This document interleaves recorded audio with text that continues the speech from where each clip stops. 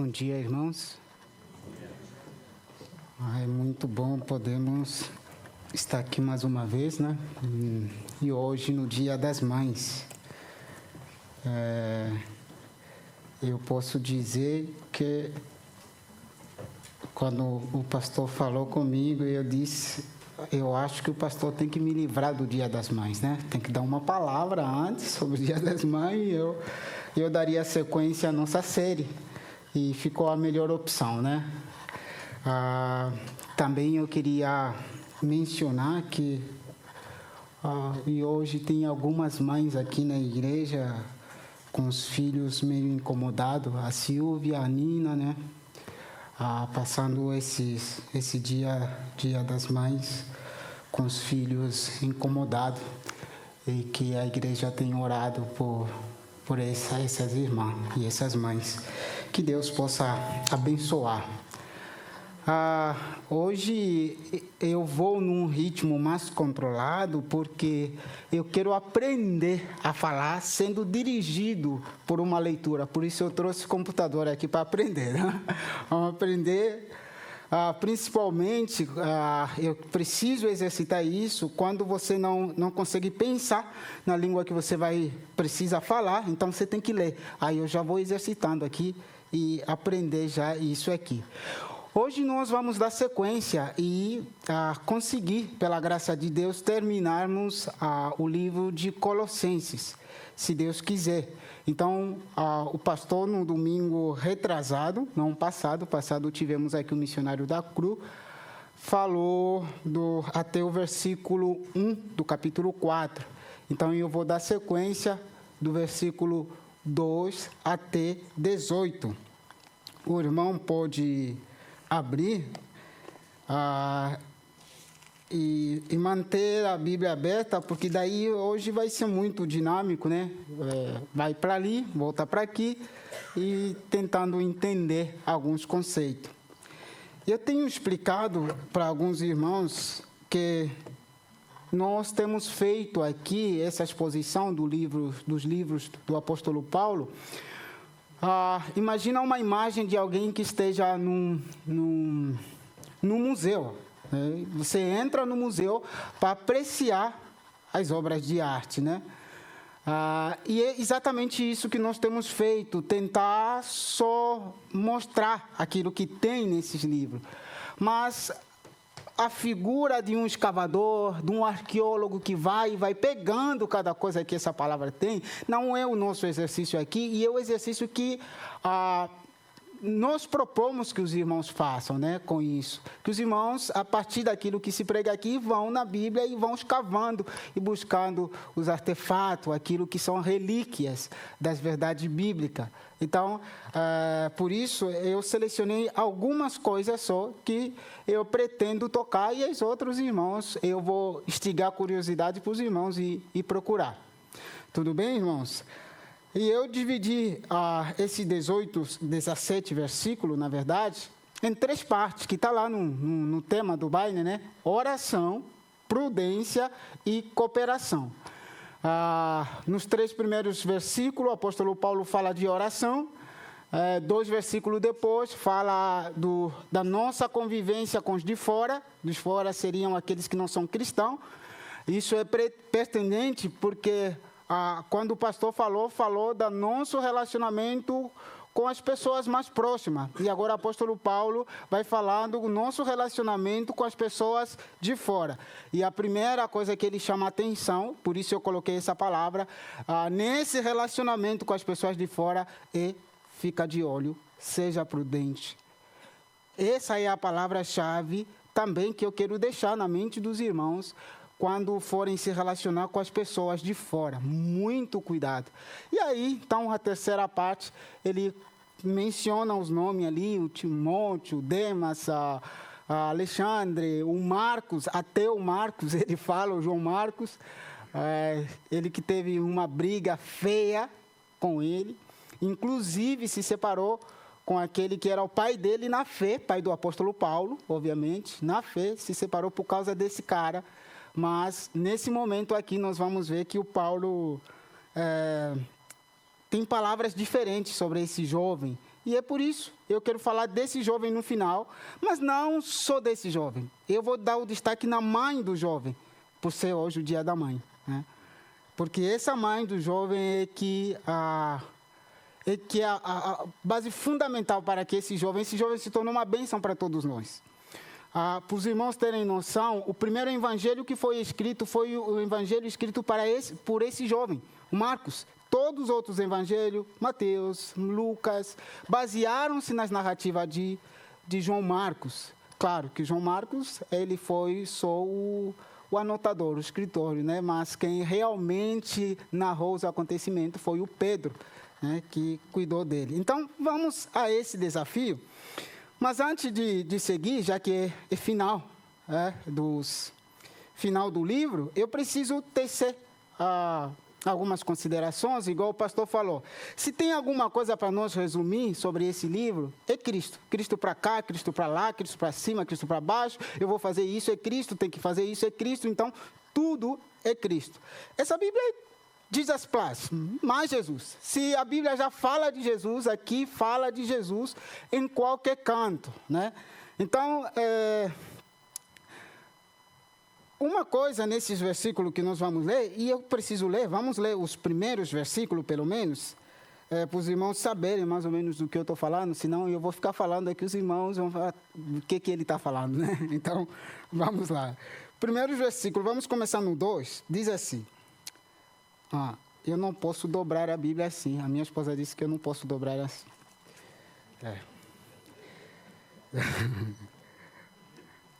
Então, eu vou lá. Dediquem-se à oração, com mente alerta e o coração agradecido. Versículo 3. Orem também por nós, para que Deus nos dê muitas oportunidades. Talvez na Bíblia de alguém seja: Deus abra portas, de falar o segredo a respeito de Cristo. E é por esse motivo que eu sou prisioneiro. 4. Orem para que eu proclame essa mensagem com devida clareza. 5. Vivam com sabedoria entre os que são de fora. E aproveitem bem todas as oportunidades que vocês tiverem com eles. Que as suas conversas sejam amistosas e agradáveis, a fim de que tenham a resposta certa para cada pessoa. Esses são os primeiros 4 versículos. Os irmãos, se verem a impressão que pode dar, e eu já tive essa impressão algum dia, de que o apóstolo Paulo, por estar no final da carta, ele decide dar recadinho, né? E aí ele vai: beleza, agora que eu falei tudo, é o seguinte: orem, se dediquem à oração, orem também por nós, com as pessoas de fora fiquem em si. Não, não é isso que o apóstolo Paulo está dizendo. Ele não está dando recadinhos por ser no final. Não, ele realmente, talvez é isso que eu preciso também explicar para os irmãos aqui. E eu começo dizendo que, lembrando, eu vou voltar de novo na pregação do pastor, porque ela tem tudo a ver com a sequência que o apóstolo Paulo está dando aqui. Eu afirmei no encontro da confraternização que nós tivemos e o batismo, que se quisermos entender o apóstolo Paulo, devemos frequentemente nos lembrar que a visão do apóstolo Paulo sobre o cristianismo, ela é como uma união e identificação com a vida de Cristo. A visão do apóstolo Paulo é: o cristianismo é a união e a identificação com a vida de Cristo. Você precisa se tornar igual a Cristo, viver igual Cristo viveu. Então, tudo que você precisa na vida cristã está em Cristo. Nada além de Cristo. Nada. E ninguém te minta. Por isso, inclusive, nesse livro ele diz: se enraizem em Cristo, fiquem firmes em Cristo. E, coincidentemente, talvez, sei lá, porque ele ama tanto Cristo, e às vezes eu não entendi também essa lógica, até como você vai tratar a sua esposa, ele fala de Cristo. como você vai tratar o seu esposo de Cristo, como você vai tratar o seu filho, ele falar de Cristo. E observa, irmão, observa e presta atenção. Cristo não teve mulher, Cristo não teve marido, Cristo não teve filho, mas o apóstolo Paulo está colocando, vai com Cristo, vai com Cristo. E é sempre assim. Então, vamos fazer esse exercício junto, irmão? Vamos tentar entender? Vamos lá no capítulo 3, para nós entender, então. E o pastor pregou isso. A chave de tudo que o apóstolo Paulo vai falar, até isso que eu vou compartilhar aqui com os irmãos, está no capítulo 3, versículo 17. 3, versículo 17, o apóstolo Paulo diz o seguinte, olha só. Em tudo que fizerem ou disserem, façam em nome de quem? De Jesus. De Cristo. Tudo que fizerem. E aí, então, ele vai falar tudo que vão fazer. E aí ele começa, o pastor falou. Esposa, sujeitem-se, estou no versículo 18. Esposa, sujeitem-se cada um ao seu marido. Como quem? Como estão se sujeitando para quem? Eu tenho que ter santa paciência com a minha esposa, porque ela é por causa de Cristo. Os irmãos estão entendendo? Eu estou sendo terra a terra, bem prático assim, né? Amor, você está nervoso? Não estou não, Cristozinho, não estou não. Você tem hora que não, né? Ninguém vai ficar sem perdoar Cristo, né? Então, olhe a sua esposa como se estivesse olhando para Cristo. Relaciona-se com a sua esposa como se estivesse relacionando com Cristo. E aí continuamos. Marido, amem cada um a sua esposa e nunca trate com rispidez, por exemplo. Por quê? Como você está tratando a quem? A Cristo. E aí ele vai dando essa sequência. De Cristo, se os irmãos vão lendo. E aqui no versículo 2, ele não está ausente quando ele fala de... Eu queria trazer esse conceito, quando ele fala, então, de se dedicar a isso. Então, o apóstolo Paulo, irmãos, ele sempre faz isso. Ele teve a parte teórica, onde explicou as doutrinas de Cristo, capítulo 1, capítulo 2, e o capítulo 3 traz a prática, onde ele explica também como viver para Cristo. Irmãos, eu queria afirmar para os irmãos uma coisa muito importante. Cristo é o objeto da nossa fé, mas também ele é a fonte contínua da vida espiritual, da nossa vida. Cristo não é só as doutrinas que nós precisamos viver a fé. Ela também é a fonte como nós precisamos viver a nossa vida cristã. Então, não há nada que apóstolo Paulo, que a Bíblia ensina sobre Cristo, que Cristo não viveu e que nós não devemos viver. Senão, a Bíblia se tornaria um hipócrita, um teórico, seriam teorias da vida, mas não a prática. Então, irmãos, vamos lá. A primeira coisa que eu gostaria de destacar é que o apóstolo Paulo aqui faz um chamado à oração. Dediquem-se à oração, não é, irmãos? Essa é a palavra que o apóstolo Paulo vai trazer aqui. Então, vai incentivar a igreja a entender sobre a importância e a vitalidade da oração na vida da igreja. E, por coincidência, parece que essa é a terceira vez que eu estou aqui e que eu tenho que falar no contexto de oração, só na exposição dessa carta. O número de vezes que o apóstolo Paulo, que a Bíblia fala sobre oração, realmente já tem passado. Para mim, eu nunca tive ideia que falasse tanto assim sobre a oração, né? Eu acho que, por exemplo, nos encontros da oração aqui nas quinta-feiras, nós temos encontro de oração aqui, eu tenho um dia por mês que eu venho aqui, que eu tenho que dirigir um encontro, dar uma palavra. E eu, por exemplo, nós estamos a estudar sobre a oração, do capítulo 1, versículo 9, desse mesmo livro. Já vai 3 encontros, 3 meses, que estamos lendo o mesmo versículo, só da oração do apóstolo Paulo, que nós estamos analisando. Então, ele fala bastante sobre a oração. Ele incentiva, e nós precisamos entender. E eu quero destacar isso aqui, irmãos, e o irmão pode até ficar um pouquinho cansado. Nós temos um programa muito bom aqui, rigoroso, sobre a oração aqui na igreja, né? E a igreja, às vezes, a minha leitura pessoal, nesse encontro tem mais mulher do que homem. Não é que eu estou dizendo, o pastor Rogério também está, claro. Eu estou lá, o senhor Clóvis está sempre no encontro, o Valdir, temos, mas a oração não é um grupo restrito de mulher, não é grupo de mulher. A oração aqui da nossa igreja é um culto de oração. Igual você vem celebrar no domingo, precisa aparecer na quinta-feira para nós orarmos juntos. O meu saldo de oração é 2 dias por mês. 2 dias por mês. Eu não apareço 4. Se eu aparecer 4 dias assim do mês, saldo bom. Mas eu, 2 vezes por mês, eu pelo menos apareço. Uma delas, talvez é o dia que eu vou dirigir, e a outra é uma brecha que eu encontrei. Mas 2 vezes por mês, eu estou aqui na quinta-feira para orar. O irmão precisa se esforçar para comparecer em oração. Aqui, para nós orarmos juntos. A ausência da oração, irmão, é um suicídio espiritual. Quem não ora, ele está fadado à morte espiritual. Eu, talvez, posso ser ríspido com os irmãos aqui. Mas o John Riley diz que o cristianismo autêntico começa na prática de oração, ou decai também na ausência da oração. A oração é importante, porque cada falha que nós temos é porque nós falhamos na oração. Então, talvez precisamos mencionar e complementar com o Martinho Lutero, quando ele disse: ser cristão sem oração é tão impossível quanto permanecer vivo sem respirar. Então, nós precisamos orar, irmão. Precisamos orar.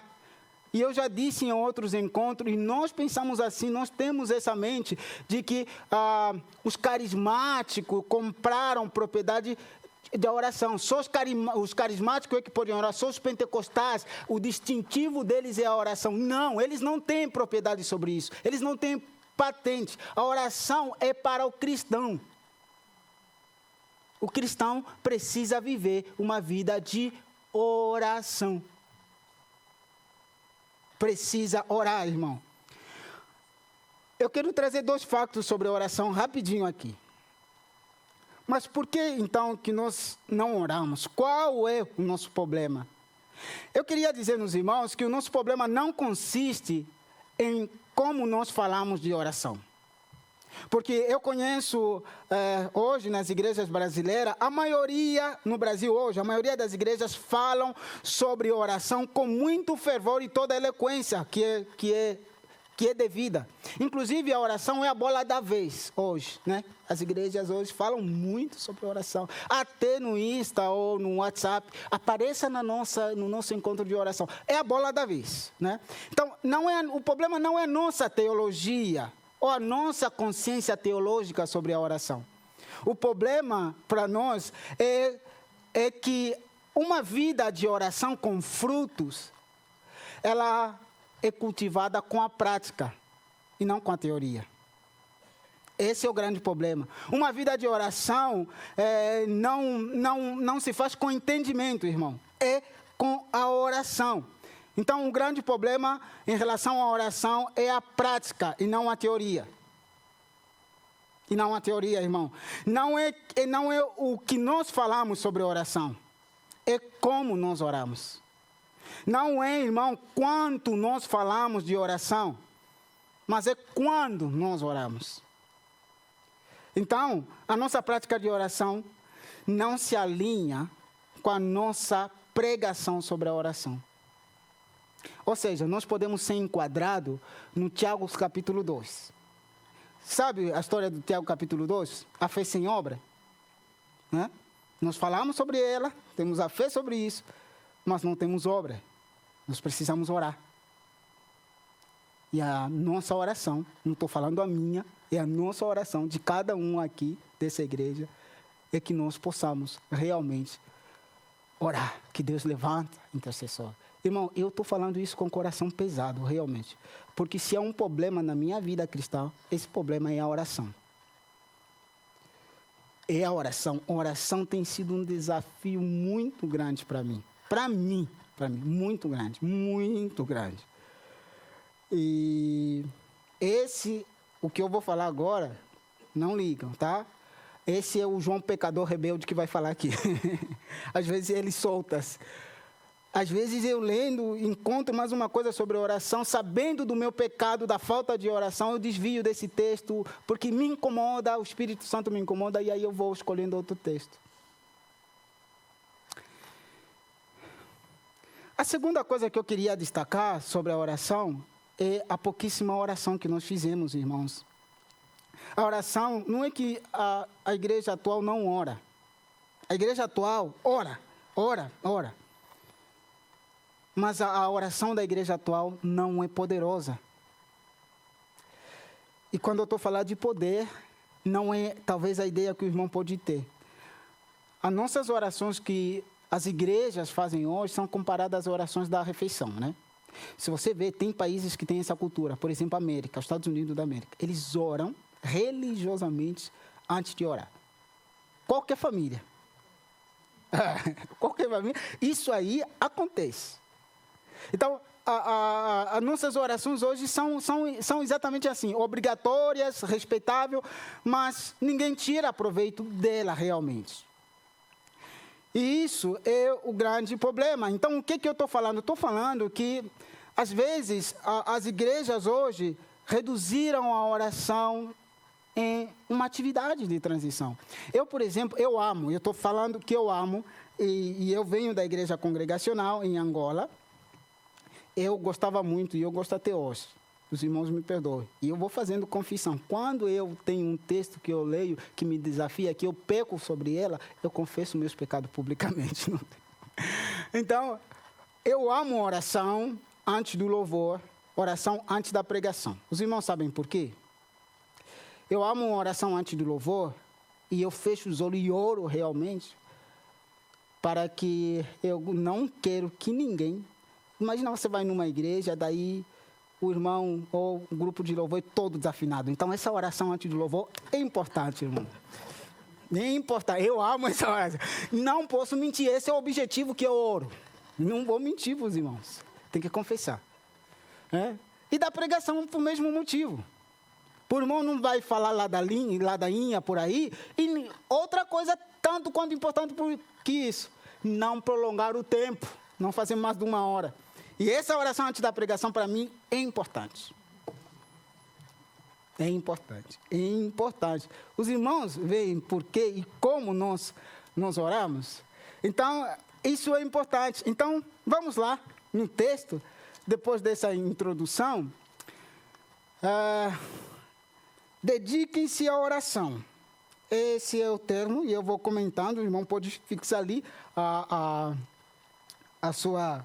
os seus olhos.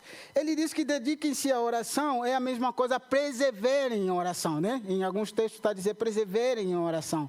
É como se fosse insistam em oração. Ou seja, parece que o apóstolo Paulo tem noção que a oração não é uma coisa fácil, que você precisa insistir com ele, né? Você precisa perseverar em oração. E essa palavra é exatamente isso, é perseverar, insista, resista. Irmãos, eu quero que os irmãos tenham consciência de que eu estou falando de orar e não quero ser leviano. Não é uma tarefa fácil de se fazer. É realmente uma coisa difícil. E o inimigo está com tudo aposta para que nós não oremos. E a Bíblia tem vários textos. Você vai para Atos capítulo 1, versículo 14. O que ele diz? Perseverança em oração. Atos 2, 42, eu acho. Temos aqui.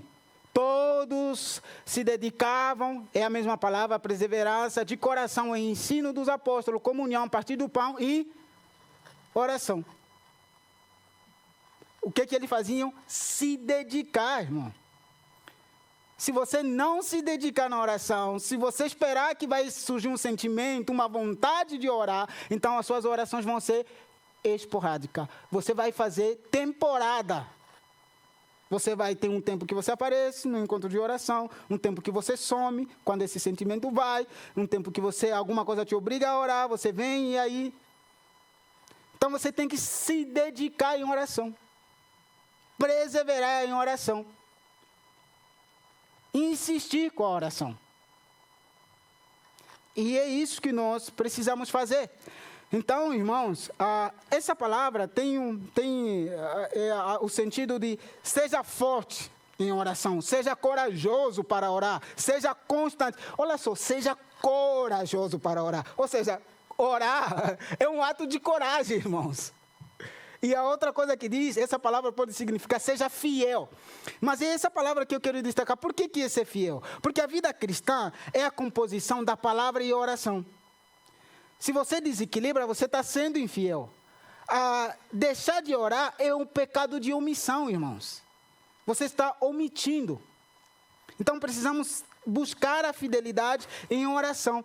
Não deixar de cumprir o nosso dever. O dever de orar. Então, vamos resistir, vamos nos apegar à oração e persistir em oração. Essa palavra, que é o segundo destaque aqui que eu quero dar, e a última, é nunca esmoreçam, nunca esmorecer, né? Nunca soltar a mão. Só que é uma coisa importante, por que eu destaquei ela? É bem atual essa palavra. O verbo usado aqui é um verbo usado para dizer que eu mesmo Deus... livro de 2 Coríntios, capítulo 4, 1 e 16. Diz que o Deus desse século, é esse texto, né? Então, é a mesma palavra usada para o Deus desse século. Quando ele diz, resistam ao Deus desse século. Ou seja, ele está a dizer que resistam a isso. Então, não desistir por causa do poder circulante. É a mesma coisa lá, não desista de oração por causa do poder circulante, por causa do poder que está dominando. E qual é o poder que está dominando? Segundo John Stott, em relação à oração, até a palavra de Deus, nós já estamos condenados, nós já soubemos a nossa sentença. Por quê? Porque as redes sociais, o telefone vai nos condenar, vai dar o nosso relatório de quanto tempo nós passamos dia nesse lugar aí. O Deus desse século é exatamente essa bendita tecnologia. Que nós podemos passar 8 horas checando, passando entre uma coisa e outra, mas não conseguimos passar 5 minutos para falar com Deus. O saldo é esmagador numa luta ou comparação entre Deus e tecnologia. E aí, eu posso confessar, meu Deus é a tecnologia. Porque Ele é que ganha. Porque esse é o saldo. Então, essa é a mesma palavra. Resistam ao mal circulante. Indica a qualquer mal moral, alguma coisa que está dominando. Mas essa palavra também significa não se acovarde. Não aceita isso. Não deixa que isso te domine. Não se comporte de maneira indevida. Então, continue em oração, não negligencie, evite o espírito de negligência, guarde-se da preguiça de não orar. Então, vamos continuar. Ele diz que vigiem.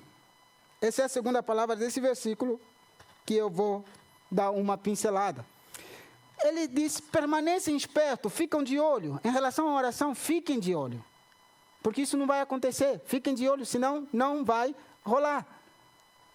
Senão você não vai orar, fica de olho, vigia. Não se descuida, irmão. Não faça isso. O diabo lutará para te afastar da oração, mas você tem que lutar e resistir. Então, irmãos, vamos no versículo 13, então. O versículo 13, aí eu vou querer a participação dos irmãos. Ele diz o seguinte, orem também por nós, para que Deus nos dê muita oportunidade. O irmão fica atento ali na sua Bíblia. Se os irmãos, vamos dar uma tarefa, algum irmão pode abrir Romanos 1:9, só um irmão, 1:9, o outro pode abrir 15:30. Romanos 1:9, o outro 15:30. Outro irmão pode abrir Efésios, livro de Efésios 1:16.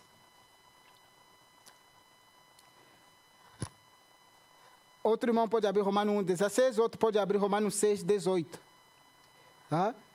E, por último, um irmão pode abrir 1 Tessalonicenses, capítulo 1, versículo 2, o outro, 1 Tessalonicenses, capítulo 5, versículo 25.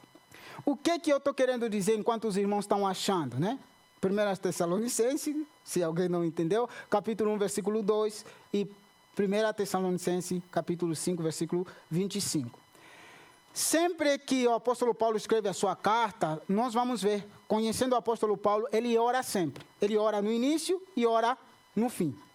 No início, a oração dele geralmente é de agradecimento. As características da oração dele é, depois de agradecer, principalmente quando agora vai orar especificamente para a pessoa, ele ora por aquilo que ele espera que aconteça, que Deus realiza na vida dessa pessoa, por aquilo que ele vai exortar, por aquilo que ele vai pregar. Né? Eu, aqui num grupo, num encontro de oração, eu falei que eu fazia essas orações, né, para a minha esposa. Aí estamos orando, os dois aqui na cama, e aí eu falando, Deus, muda o coração da Meli. E aí o que eu quero que aconteça, eu já estou orando aqui, em vez de falar para ela diretamente, estou orando aqui. Então o apóstolo Paulo tinha esse costume. É como se fosse uma mãe que vive em São Paulo e enviou o filho para estudar aqui na UEL, e aí o filho vai visitar ela, e nesse dia das mães, ele fala, meu filho, você está a frequentar alguma igreja? Pergunta sobre a fé do filho.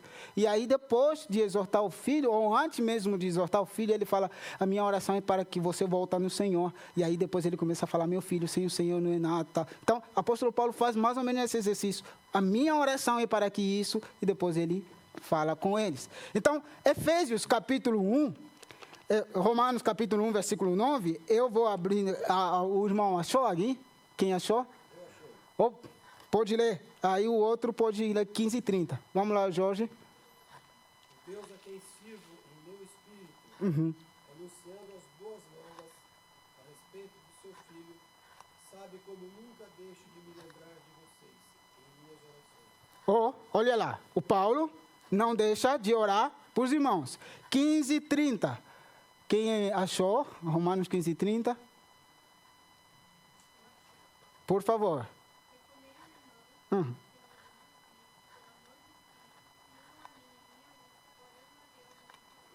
Olha, Paulo ora para os irmãos, mas sempre, no final, ele pede para os irmãos orarem por ele.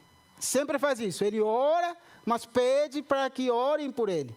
Ora, mas pede, e é a mesma coisa que ele está fazendo aqui. Os versículos a seguir é a mesma coisa. Os irmãos podem ler em casa, e eu não vou dar sequência para os irmãos ler. Podem ler em casa. Sempre faz esse exercício de oração. Então, irmãos, continuando aqui, os irmãos podem ler esse texto em casa. Ele fala de abrir uma porta. Essa parte, sim, eu preciso comentar antes de ir, então, falar da Maria, mãe de João Marcos. Olha o que ele vai dizendo aqui, irmãos. Paulo, tá bom, vamos lá no versículo, eu estou aqui, é melhor na Bíblia. O que ele diz? Orem também por nós. Paulo está pedindo oração para que Deus abra uma porta ou nos dê a oportunidade de pregar. Paulo está pedindo a oração, mas sabe o que ele quer como resultado de oração. E o que o Paulo quer é uma oportunidade de pregar a palavra de Deus. A oração de Paulo, o pedido da oração dele é, irmãos, orem para mim, para que Deus abra a porta, para que eu possa pregar a palavra de Deus. Ele está preso, irmão se lembra, a primeira prisão dele em Roma, mas ele quer que os irmãos orem para o mesmo motivo que lhe levou na prisão. Se não fosse, talvez, explicar isso, dizendo que ele era guiado por Espírito Santo, eu posso falar que esse homem era um doente. Porque ele está preso, mas ele quer que os irmãos oram para ele por mesmo motivo que ele está preso, para que Deus lhe dê a oportunidade de pregar. A primeira interpretação que nós podemos ter é que Paulo está, na sua cabeça, está em vista a oportunidade que os irmãos se lembram, que nós falamos em Filipenses, capítulo 1, a partir do versículo 16, quando Paulo diz, pronto, os irmãos vão se lembrar. Para mim, morrer é ganho, viver é Cristo. Paulo está em mente o julgamento que vai acontecer daqui a pouco. Ele vai ser chamado a uma audiência. E lá em Filipenses, as palavras dele foi que eu não quero ser envergonhado. Né? Porque eu não quero me envergonhar do Evangelho.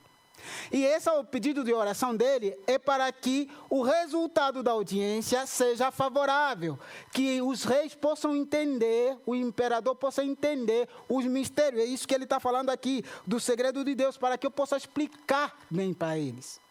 E se o rei entendesse, o que ia acontecer? Os irmãos, o resultado? As portas iam se abrindo. Imagina que ele está preso, o que aconteceu? Ele vai dizer... Onésimo é um filho que nasceu aonde? Na prisão. É fruto de oração de quem? Irmão, orem também por mim. A guarda pretoriana que está toda lá se converteu. É fruto de oração de quem? Irmãos, orem também por mim. Para que me abrem a porta. Então, a obra de Deus está sendo feita nesse lugar. E Ele quer que os irmãos orem para Ele para isso. Amém, irmãos? Então, é isso que o apóstolo Paulo quer. Agora, eu vou dar uma puxada de orelha nos versículos que seguem. E esses versículos são o nosso relacionamento com as pessoas de fora. O Paulo simplesmente diz assim: aproveitem a oportunidade, irmãos. Quando estiverem se relacionando com as pessoas de fora, aproveitem a oportunidade. Não fica falando nada a ver. Não discuta política, futebol, não. Aproveita a oportunidade. Remira o tempo. Fala sobre o que você for falar, mas deixa claro quem você é. Paulo, ao fazer isso, irmãos, lembrem-se, olha só o que ele vai dizer aqui. O versículo 3 e 4. Não, versículo 5 e 6, diz assim: vivam com sabedoria entre as pessoas que são de fora e aproveitem bem todas as oportunidades. Que as suas conversas sejam amistosas e agradáveis, a fim de que tenham resposta boa para cada. Vivam com sabedoria. O que é viver com sabedoria? Tenham uma boa conduta, uma boa prática. E lembrem-se de uma coisa. Apenas um descuido pode causar preconceito duradouro, para sempre, sobre o cristianismo ou o cristão. As pessoas de fora não esquecem o que cristão fala, nem o que cristão pratica. Não esquecem. E os irmãos podem ver hoje. Aí as pessoas falando, essa crentada, né? As pessoas, esses evangélicos. Quantos ataques que tem na Folha de São Paulo? É para um dia de cada dia, para quem lê o jornal. É assim. Não esquecem. Então, tenham cuidado. A convivência com as pessoas de fora. Tenham cuidado com o que vocês falam. Isso pode manchar permanentemente o nome de Cristo. Então, irmãos, eu venho aqui para falar de João Marcos, né? Vamos lá, versículo 11, que fala de João Marcos. Do versículo 7 até 18, Paulo vai falando de amigos que estão com ele na cadeia. Então, isso levaria-nos muito tempo para destacar a função de cada um. Mas, a partir do versículo 10, Paulo diz assim: Aristarco é prisioneiro comigo. Lhes envia saudações, assim como Marcos, primo de Barnabé. Conforme vocês foram instruídos, se o Marcos passar por ali, recebam o bem. Eu não sei por que ele fala isso, versículo 10, que se o Marcos passar por ali, recebam bem. Por quê? Porque o Marcos tinha ficha queimada. Tinha ficha queimada. Se os irmãos podem se lembrar, o Marcos era primo de Barnabé, igual fala. Barnabé, eu me lembro até hoje. Ano passado, a Cirlei, nós estávamos falando lá na escola ministerial sobre Atos dos Apóstolos, E aí, assim falou, dando essa pincelada, era capítulos, era 2 ou 3 capítulos, e ela foi correndo. No final, eu destaquei como Marcos era inconsequente, Paulo foi o maior perseguidor da igreja, e aí, numa hora para outra, foi para Damasco para ir matar a igreja. Aí, ele volta para Jerusalém com uma narrativa de que ele se converteu. Os irmãos lá de Damasco nem aceitaram a fé dele, que se realmente havia se convertido. E aí o Barnabé pega o cara, Os apóstolos que naquela época viviam escondidos dentro de Jerusalém, ele leva até no esconderijo dos apóstolos. Imagina se o cara estava se fingindo. Não, irmão, isso é um caso sério. Ele bota fé, confiança nesse irmão ali e leva ele até lá. Mas aí se você lê a Bíblia atentamente, diz da primeira vez que fala de Barnabé, você vai entender. Barnabé, filho da consolação, filho do Espírito Santo. O que o Espírito Santo faz? É isso aí, né? E esse irmão fez a mesma coisa com os apóstolos. Os 12 apóstolos desanimados, Pedro falou, vamos voltar na pesca, tal. O Barnabé disse, não, o que é isso, irmão? Vamos animar ali e tal. A coisa vai funcionar, eu vendi minha casa lá em Chipre, estou trazendo todo o dinheiro aqui, vamos trabalhar, irmãos. Ele sempre foi assim. E ele pegou Paulo, levou junto com os apóstolos, falou, olha, começou a dar testemunho. Paulo não precisou falar. Esse rapaz nos perseguia, mas ele se converteu, ele estudou lá no Pedro do Gamaliel, tal, vai ser uma peça importante para nós. O Barnabé é assim, né? Aí os apóstolos, meio temidos, mas beleza, vamos lá, convivendo com ele. Aí o Paulo, animado, em Jerusalém, pregando a palavra, discutindo lá onde ele não podia discutir, né? Você sabe, o novo convertido, como é que é, e aí e tal, no Facebook, não, Jesus, e aí indo. Né? Aí o que acontece, irmãos? Levanta a fúria. Levanta a fúria dos fariseus, tal. E aí queriam matar Paulo. Então, o que acontece? Quando já tem um porém pela pessoa, então esse é um motivo. Aí a igreja se reuniu, disse, não, Barnabé, o Paulo tem que voltar para casa. Tem que ir para Tarso. Ele tem que pensar suas atitudes. E enviaram Paulo para Tarso. Voltou para Tarso. Ele ficou lá alguns anos, muitos anos. Alguns estimam de 9 a 15 anos, né? Ficou lá, na cadeira. Mas o Barnabé não esqueceu. Estamos em capítulo 11. Barnabé é enviado como missionário em Antioquia, né, da Síria. Ele chega lá e a igreja está florescendo. Cristãos, tal, e o Barnabé começa a pastorear. E Barnabé entende uma coisa, ele disse, eu não tenho o dom da palavra. O que ele fez? Falou, eu vou buscar Paulo. Foi lá, em Tarso, foi buscar Paulo. E trouxe o Paulo para Paulo pregar, enquanto ele cuidava. E Paulo começou a pregar lá. A Bíblia diz, capítulo 11, versículo 26 de Atos, que é desse jeito que, pela primeira vez, os discípulos de Jesus foram chamados de cristãos. Nessa atitude. Igreja abençoada. E essa igreja se tornou o maior centro de missionação. É a igreja que mais enviou missionário. Saiu de Jerusalém para lá. Tinha gente saindo de Jerusalém para ir visitar essa igreja. E tinha gente que Jerusalém mandava para lá e que não queria voltar. Mandou 4, só voltou 2. 2 ficaram lá. E era assim, uma igreja abençoada. E essa igreja, Jerusalém começou a ter problema. Essa igreja enviou, né, mantimento para Jerusalém, nas mãos de Barnabé e Paulo. E onde é que a igreja se reunia? A igreja se reunia na casa de uma mulher tal chamada de Maria. Maria. E nessa casa, provavelmente, segundo os estudiosos, essa parte é estudioso, dizem que provavelmente essa casa onde Jesus fez a ceia, né? Falou, vão lá, vão encontrar um menino, nesse menino, e o Marco é o único que narra essa história, né? Esse menino vai vos levar até a casa onde nós vamos passar a ceia. Perguntam para a mulher, tal. É provavelmente nessa casa. Mas, com certeza, é a mesma casa que depois que Jesus partiu, os apóstolos se reuniam todos os dias.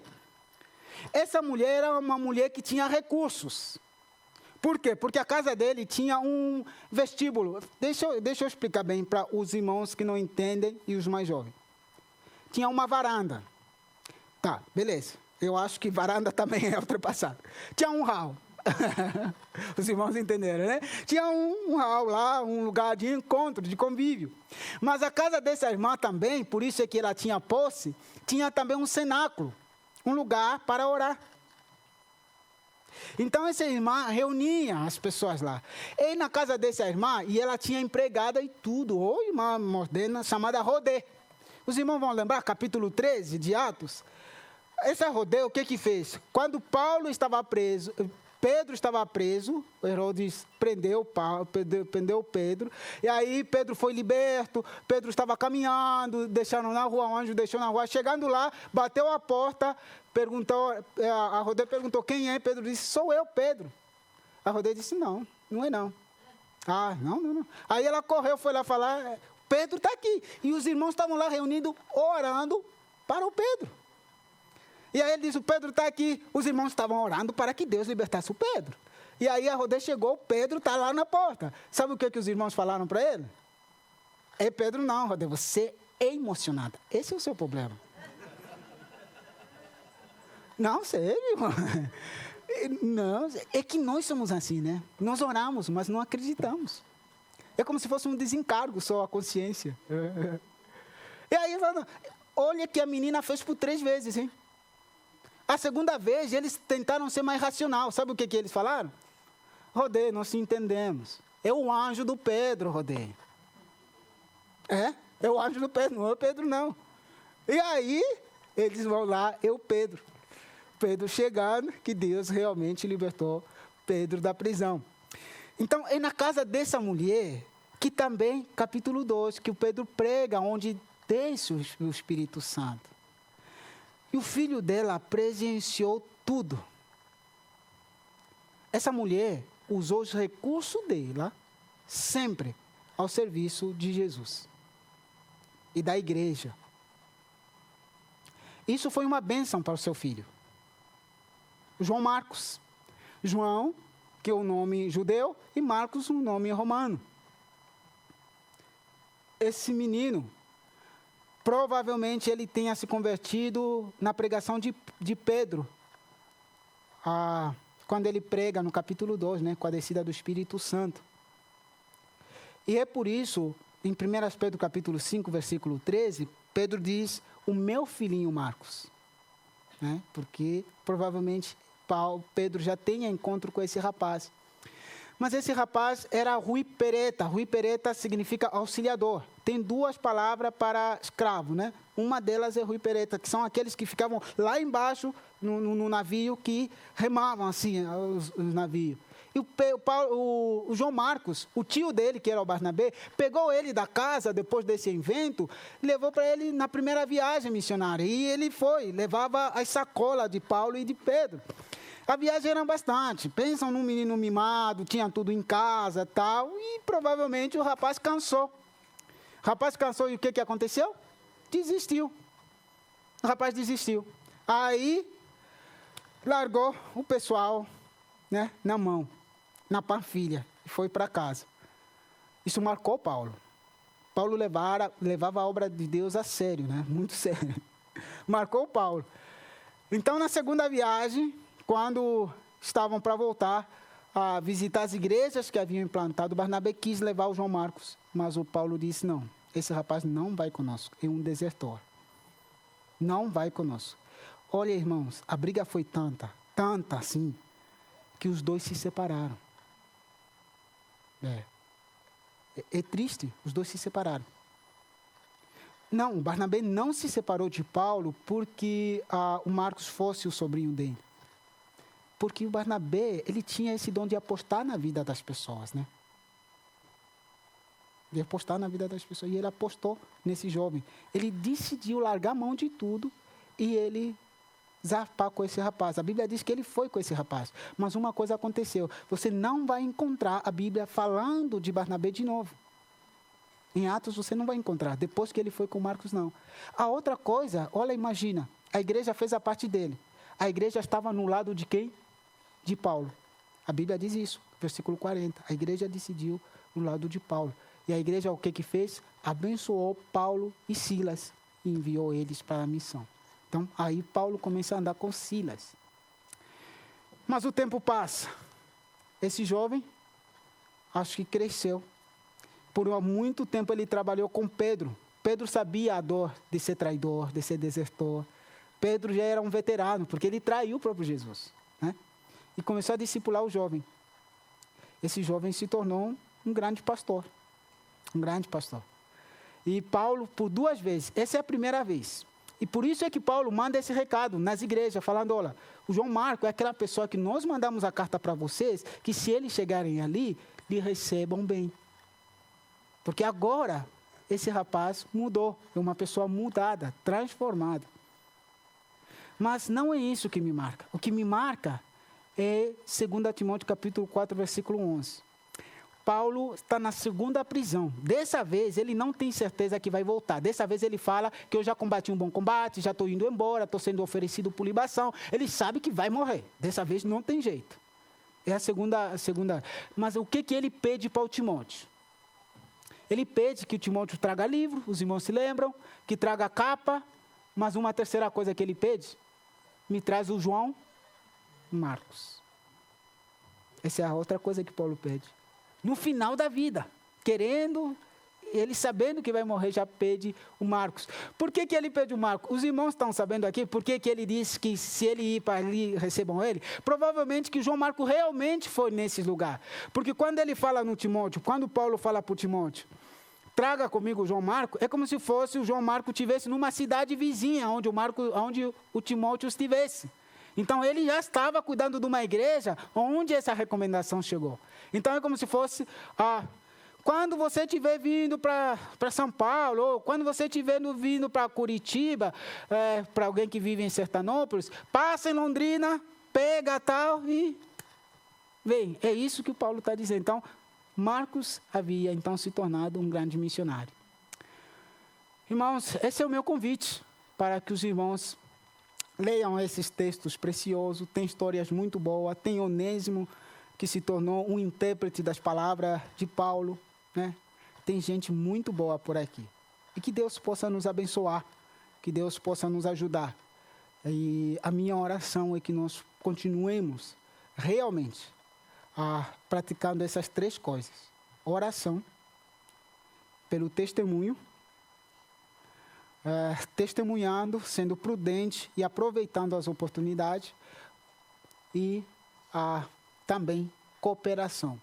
Esquecer o passado, esquecer o que aconteceu, e em cada pessoa que o Paulo cita ali, Paulo cita a função de cada pessoa. Cita Tinico, que é o cara que levava a carta, ele falava, qualquer dúvida que vocês tiverem, pergunta para ele, mas não é só para ele. Onésimo também, que era escravo antes, lá na vossa comunidade, também pode perguntar para ele. Agora ele se tornou um pregador, ele vai explicar também sobre essa carta que eu escrevi. Então, Onésimo não era só um irmão amado, também era alguém que... era alguém também que podia interpretar a palavra de Deus. Irmão, vamos orar junto, então? Se você quiser colocar em pé, para nós orarmos.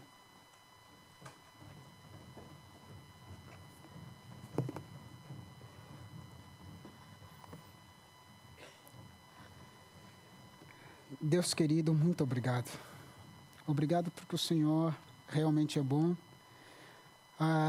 E mais um domingo nós podemos louvar o seu nome, bendizer e exaltá-lo, Senhor. Deus, eu estou com o coração constrangido. Durante esse tempo, estudando a sua palavra, para poder refletir com os irmãos aqui, os desafios que o Senhor trouxe para mim, para nós, como igreja. Deus, nos ajuda a se dedicar em oração, a perseverar, a não se distrair realmente com as coisas que não têm nada a ver, Senhor. A ter o prazer de falar com o Senhor. A ter o prazer de falar com o Senhor. E nós, às vezes, conseguimos falar com tudo que nós podemos, menos com o Senhor. E nos perdoa por isso e tenha misericórdia de nós. A segunda coisa que eu peço, Senhor, precisamos, Senhor, ter a sabedoria. E, segundo Tiago, que se alguém está à falta de sabedoria, precisa pedir para o Senhor. E eu estou aqui, Senhor, nós nos reunimos para pedir que o Senhor nos dê sabedoria ao lidar com as pessoas de fora. Nos dê sabedoria para que aproveitemos as oportunidades, Senhor.